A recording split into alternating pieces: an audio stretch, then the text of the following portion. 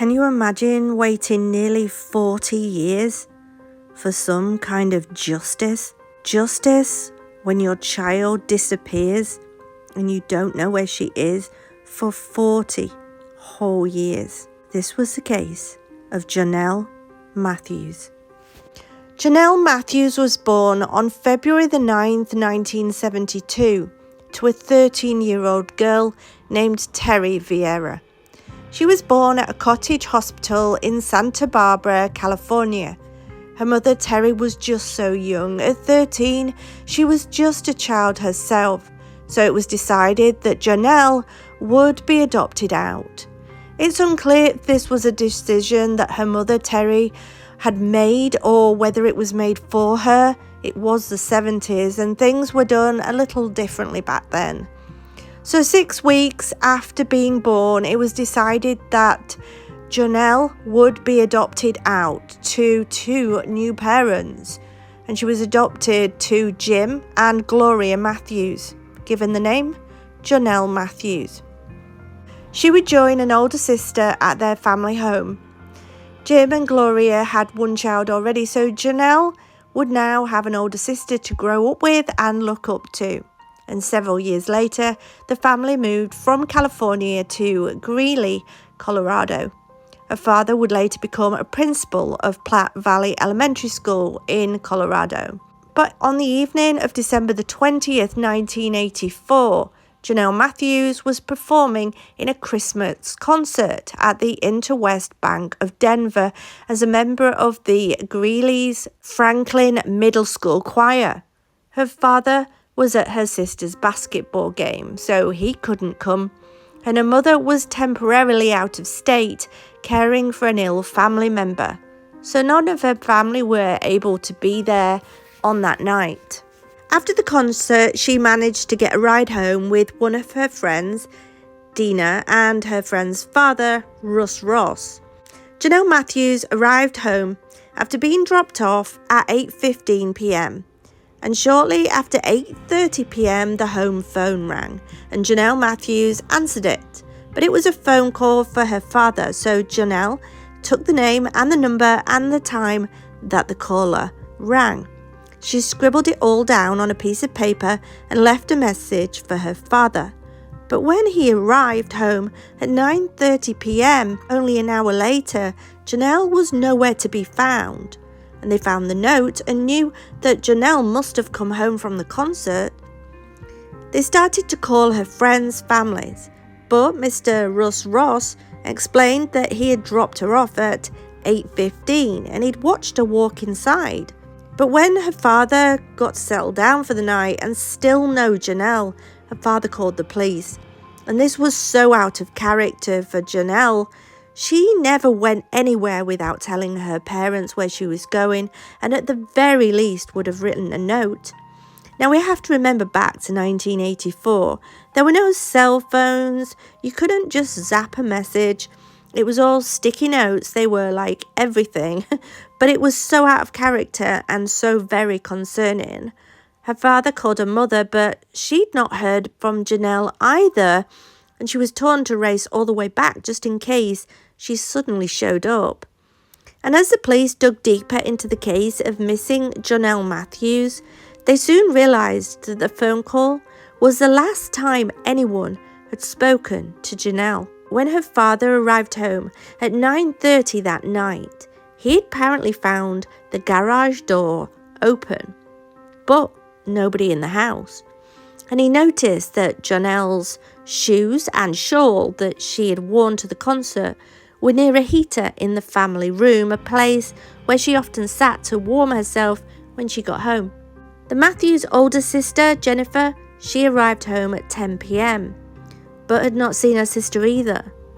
And at 10:15, the police had arrived at the house.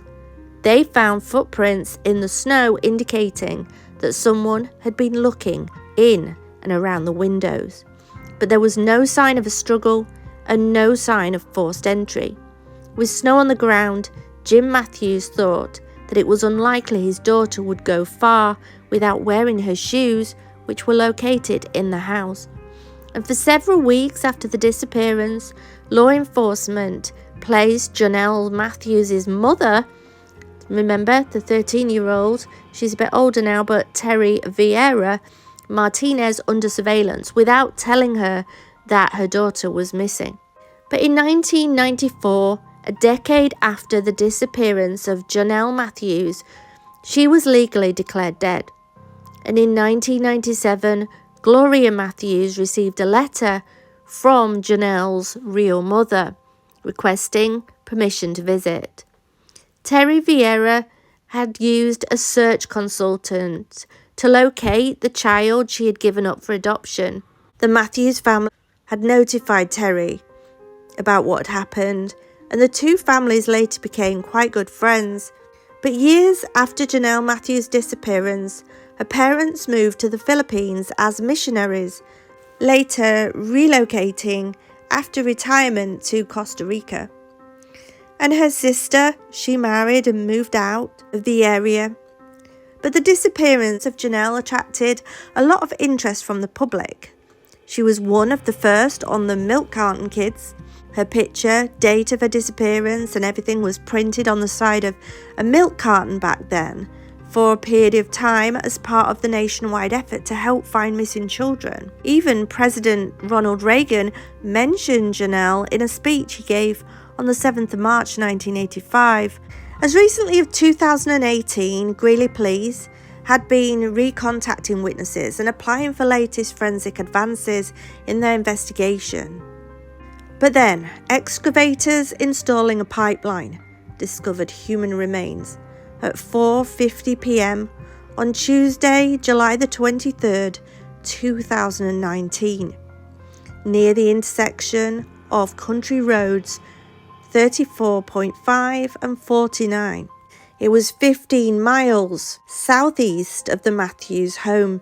Based on DNA evidence, the county coroner's office positively identified the remains as those belonging to Jonelle Matthews. The forensic report listed Jonelle's cause of death as a gunshot wound to the head.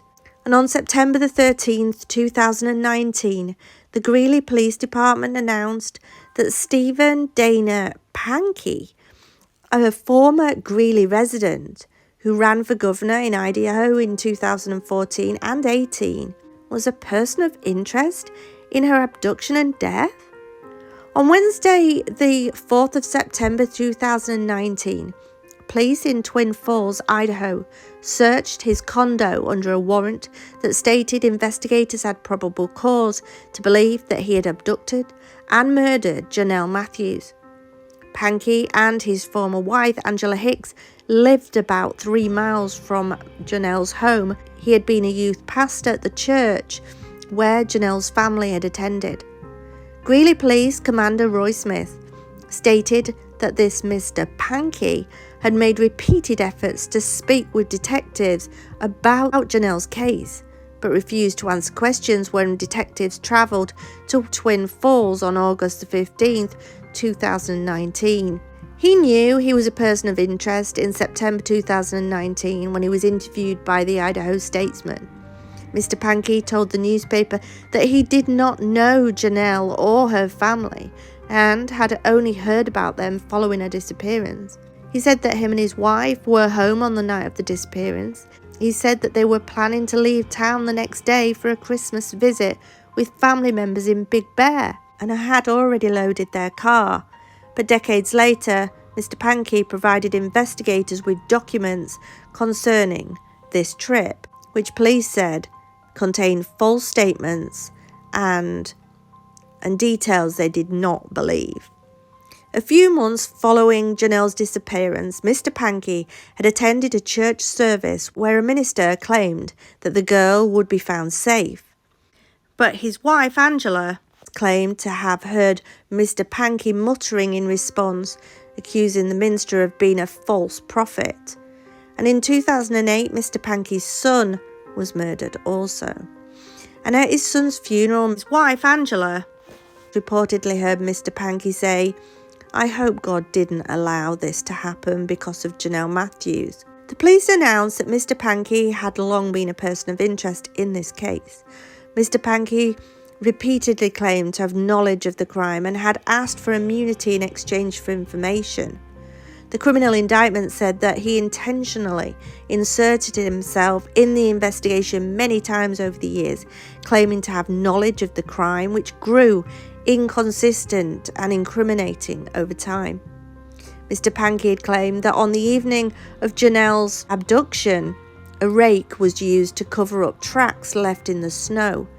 He also claimed to have watched students walking home from the middle school, which Jonelle attended. Mr. Pankey's ex-wife Angela Hicks said they started their trip on the 22nd of December, 2 days after Jonelle's disappearance. She also said that this trip was unexpected, not as Mr. Pankey had said that they had packed up ready to go. Angela Hicks said they returned to Greeley on December the 26th and that Mr. Pankey took an unusual interest in the disappearance. She said that on their return trip, Mr. Pankey uncharacteristically listened to the radio, searching for news of the girl's disappearance. She also said that after their return, Mr. Pankey forced her to read to him newspaper articles concerning the case. And according to the 2020 indictments, shortly following their return to Greeley, Mr. Pankey started digging in their yard. At about that time, a car stored on their property caught fire and the car burned and was disposed of at a salvage yard. Mr. Pankey gave an interview to the Times News and said he was being framed by police because of his sexuality, identifying himself in men only. And in 2018, Mr. Pankey had campaigned for the Idaho Republicans Party nomination for the position of Governor of Idaho. On October the 13th, 2020, Mr. Pankey was indicted on charges of first-degree murder and kidnapping in Jonelle's death. He was held without bail at the Ada County Jail in Boise, where he was extradited to Colorado. He was 69 years of age at the time of this indictment. Jennifer Matthews, Jonelle's older sister, said her family experienced some closure when they learned that her sister was murdered. She further stated that she considered Mr. Pankey's arrest another gift to our family. And her father, Jim, was reportedly especially excited to see justice served. Her sister said that while there was sibling rivalry between her and her younger sister, in 1984, the disappearance and murder eliminated the possibility of the two siblings being able to grow closer as they got older. On October the 13th, 2020, Stephen Pankey was indicted on charges of murdering and kidnapping Jonelle Matthews, following extradition from Idaho. Pankey made his first appearance in a Colorado courtroom in Greeley on October the 30th, 2020, and his trial began on the 14th of October 2021, ultimately ending in a mistrial on November the 4th, 2021, due to a hung jury. The jury voted to convict Pankey on a single misdemeanor count of making false statements to police, but was unable to come to a unanimous verdict on the kidnapping and murder charges. The prosecution argued that Mr. Pankey's behaviour and statements incriminated him in the murder, but Pankey's defence attorney argued that his obsessive interest in the case should be attributed to his Asperger's syndrome. Upon retrial, Mr. Pankey was found guilty of kidnapping and murdering Jonelle Matthews by a jury on October the 31st, 2022, where he received a sentence of 20 years to life in prison. His earliest possible release would be in 2040, at which he would be 89 years of age.